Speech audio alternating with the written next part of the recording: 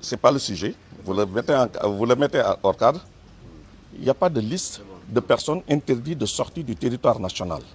Vous savez très bien qu'aujourd'hui, c'est pour empêcher les Sénégalais à chaque fois que personne ne pourra m'interdire, moi, Cheikh Oumar, de sortir de ce pays-là si je veux sortir. Personne.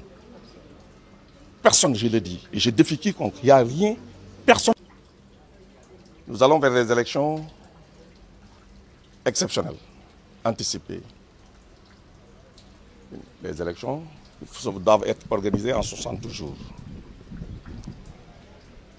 Dans une opacité qu'on n'a jamais vue depuis 1993. Responsabilité individuelle. Man Victorine Anke Ndeye dama fi taxaw pour sama jëm waaye dama fi taxaw ak sama ay population dama leen dajale ne leen naam man am naa li ma bëgg waaye dama leen di laaj fan ngeen bëgg ma dem leen na rek laa leen di wax mooy dewuma boor bee waaye ci la ca def ñu xool maa ngi lay